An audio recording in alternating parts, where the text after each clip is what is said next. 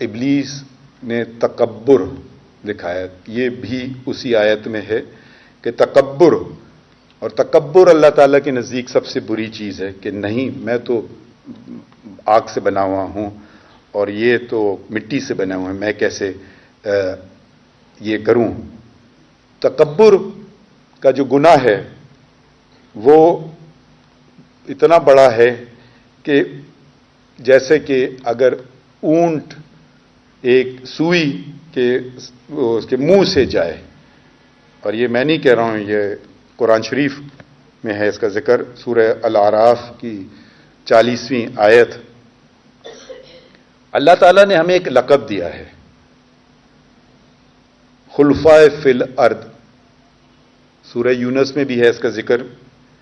تو خلیفہ، ہمارا درجہ ہے خلیفہ فی الانسان نہیں دیا ہے۔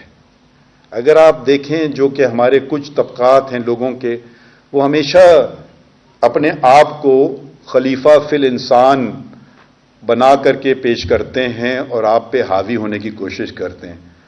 انسان خلیفہ فی الارض ہے۔ خلیفہ فی الارض کا مطلب تمام زمین کی جو چیزیں ہیں ان کا محافظ آپ کہہ لیں، ان کا رکھوالا کہہ لیں، درختوں کا، پرندوں کا، چونٹیوں کا، چونٹی کا ذکر میں نے کیا، اور ویلز کا بھی۔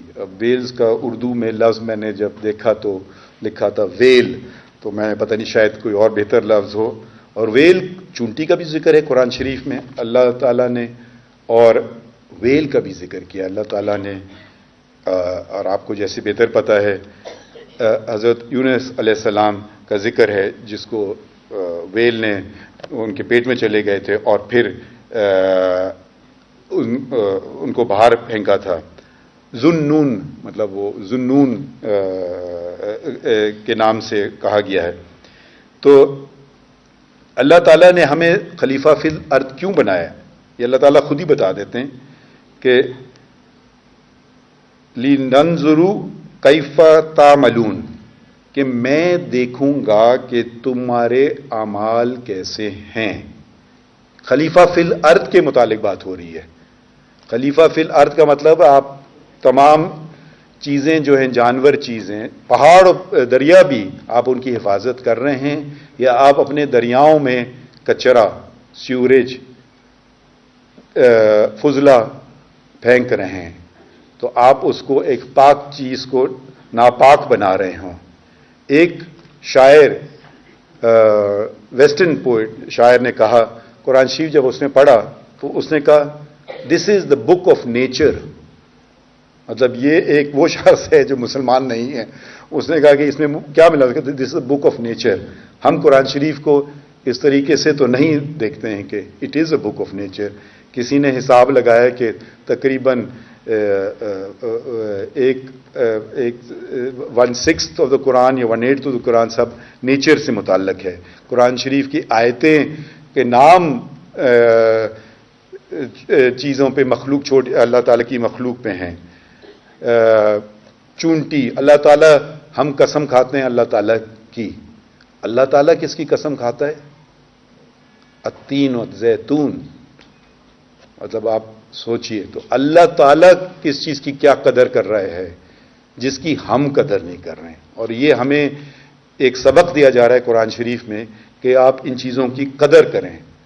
اب بہت سارے جو جانور ہیں، پرندے ہیں، وہ ہمارے آہستہ آہستہ ختم ہو جا رہے ہیں ہمارے ہاتھوں سے۔ میں آپ کو 1-2-3 مثال دوں گا اور آپ، میں تو دنگ رہ جاتا ہوں یہ باتیں معلومات کر کے۔ اب دنیا میں ایک پرندہ ہے جس کا نام ہے بار، اب ہم لوگ پرندوں کو نام بھی نہیں دیتے ہیں، جب ناموں سے ذرا میں پہلے ذکر کر چکوں کہ نام دینا بھی کتنا اہم ہوتا ہے۔ رسول اللہ صلی اللہ علیہ وسلم کے پاس تو آپ سب جانتے ہیں قصوہ، جس کی وجہ سے جس نے یہ تعین کیا کہ وہ پہلی مسجد کہاں بنے گی اور ان کی وہ رہائش کہاں فرمائیں گے، تو انہوں نے نہیں تعین کیا، اونٹنی نے تعین کیا۔ ایک تو قصوہ تھی، ان کے پاس اور بھی اونٹ جب تھے، ایک کا نام تھا جدہ، ایک اور کا نام تھا ادبا۔ ان کے پاس جو ایک وقت میں گدھا بھی تھا، یافور۔ ہمیں دیکھیں ہر اپنے جو ان کے پاس سے انہوں نے ان کو نام دیا، مرغے تک کو ان کو نام دے دیا. ان کے پاس ایک مرغہ تھا ممکول کے نام سے. مطلب یہ بھی آپ کی قربت بڑھتی ہے جب آپ شناسائی، جب پہچان آپ کسی کی کرواتے ہیں.